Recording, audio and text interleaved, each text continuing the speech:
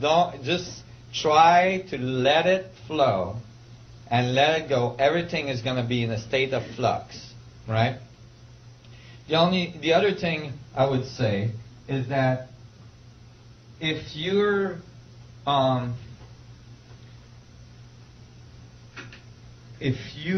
are aware of these changes that are going on in the solar system, you can start to actually synchronize your resonance pattern, your energy to it by intent.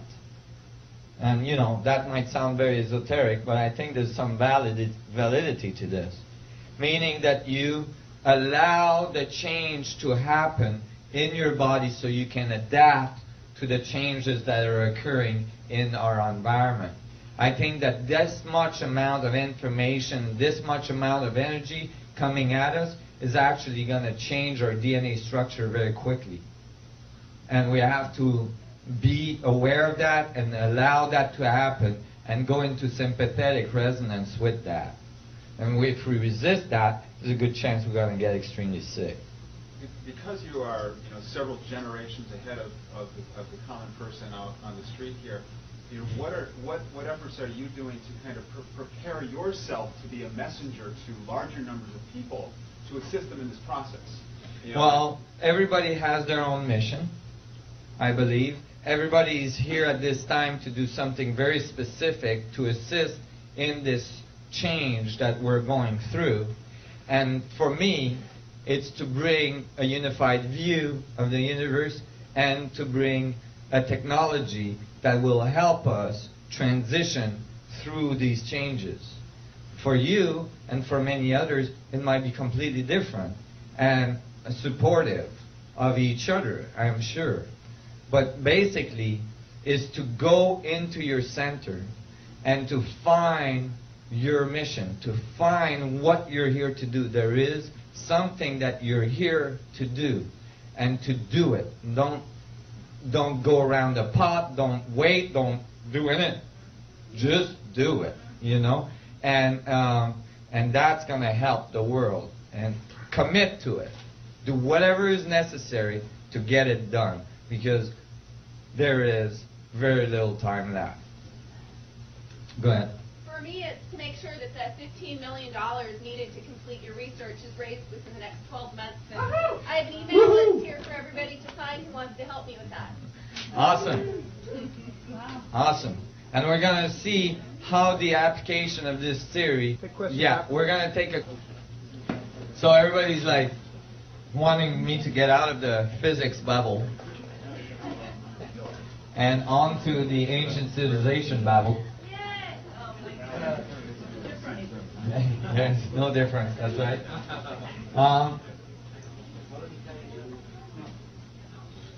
So, I had studied many ancient civilizations for many years. I really did study it. I didn't take it, for granted. I looked into it. I found the I Ching. I found the Mayan calendars.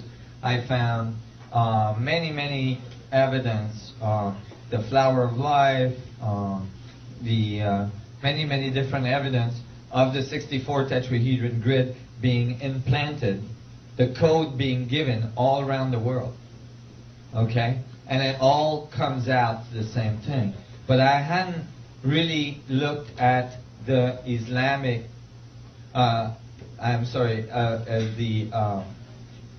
ancient Jewish tradition and the Bible and all this. Amber, if you can find me my Bible. Oh, jeez. Oh, it's on the table. Great. So this infamous book, I definitely, the reason why I wouldn't look at this is that I had an aversion to it from my childhood. I had like terrible experiences with the Catholic Church, and I was really, it was like school, and I really didn't want to have to look at it. I was determined I was going to study all the other religions first, And finally, and we didn't have time to go through all this today, you know. I've given week-long seminars, and even in a week, I don't have time to go through all this stuff. Some of the people here from Reno were at my week-long seminar in Hawaii, and that was fun. You all have to come next time I do one of these. When? I don't know. It'll be maybe this winter sometime. Where? Just get on my, in Hawaii. Just get on my email list, and you can all come to Captain Cook in Hawaii where I live, and we're going to have a great time. Swim with dolphins in the morning. I don't. Because I've been staying behind the scene for many years, because I'm building technology, but actually now I'm ready to go public, and you're going to help me with that, right? Yes. Okay. Now, so I've been studying ancient civilization for a while. You all have enough energy for this part? Yeah. Okay, there you go. Wow, you guys are in. All right. And so I was really kind of, you know, trying to avoid this part, but I got into it eventually, and I went to my local church, and I actually borrowed a Bible. And, you know, they give them away most of the time.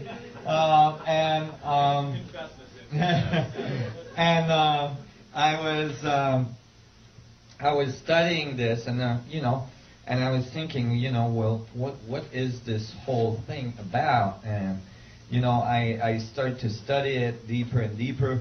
I was kind of stunned to find out that Newton had spent almost 20 years studying ancient Kabbalistic esoteric traditions long before he wrote anything on physics. And actually, there is a book of his memoir that is from his own writing that says that actually all of the physics that he wrote, he pulled directly from the study of the Kabbalistic traditions. You know, that's amazing. Most people don't know that.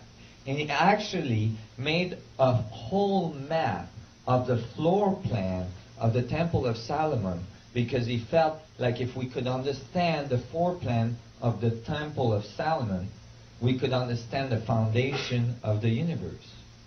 He was convinced that embedded in the Kabbalistic tradition was, and the ancient Jewish tradition, there was the key to the foundation of creation.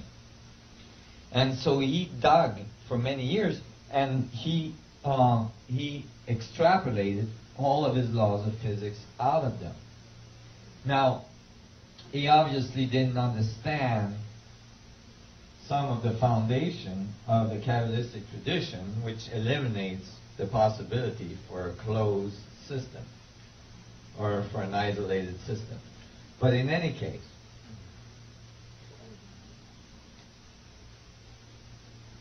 I was surprised to find that.